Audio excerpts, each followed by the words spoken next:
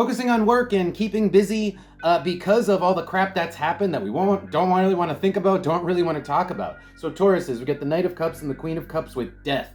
There's been some major changes between two people, and there's a lot of emotions involved. We got the Knight of Cups. There could be resentment. It's more like with the Knight of Cups, it's just a depth of emotion, complex emotion. And the Queen of Cups is someone who is still figuring out their emotion, who's still considering the situation, but you're focusing on your work life. You're focusing on practical matters. King of Pentacles, 10 of Wands, because you know what?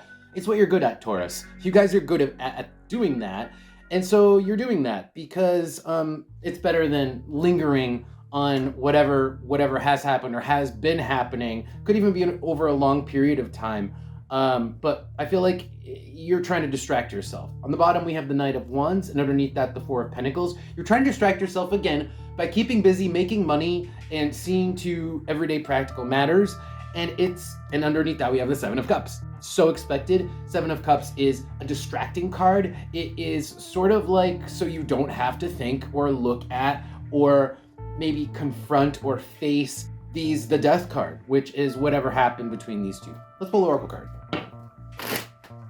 Taurus, anything else? Taurus. Wow, okay. We have Venus, money. Venus stands for money. It stands for value. It stands for, earthly things, physical things. And then we have Neptune and the bed.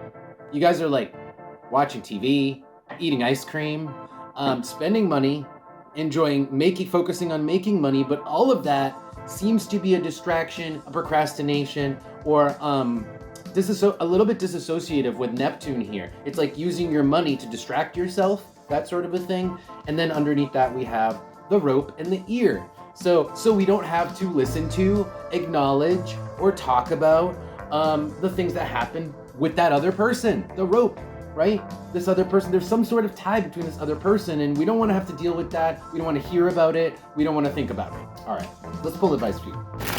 Advice for Taurus. Okay, interesting. We have the Lovers card.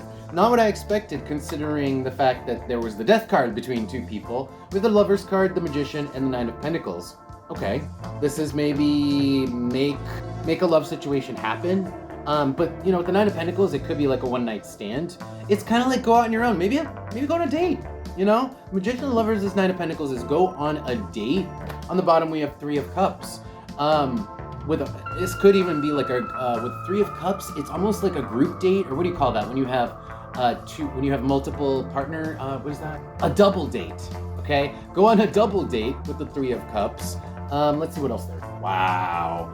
Okay, the next couple cards are super interesting and relevant to what happened to the Death card. Whatever happened between the two people in your life, it was the Tower. This is the death. It's tied to the Death card from before. Whatever changes were a little bit sudden or shocking or bad or terrible, right? For one or two people, you have to get up and dust yourself off and try again. So the Seven of Pentacles, Six of Cups is dusting yourself off and trying again, even if it was awful and terrible. Go on a date, even if you have traumatic memories of the things that happened between you and this other person. It's saying get out there and go on a date anyway. Play the field again. Let's see what the Oracle cards have.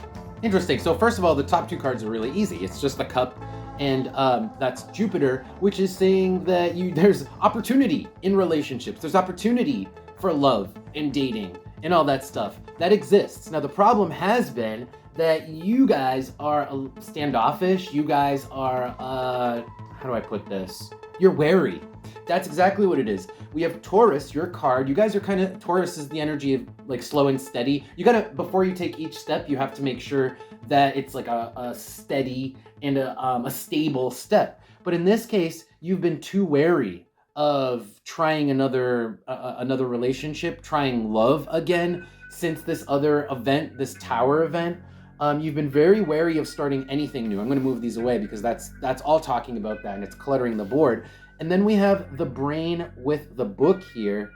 You're still kind of you're overthinking it. Again, you're overthinking it, and you just need to do it. You just need to put yourself out there and try something new. At this point, you're almost like chewing over the same thoughts, the same ideas. I'm not getting anything new from the brain and the mind. It's like churning.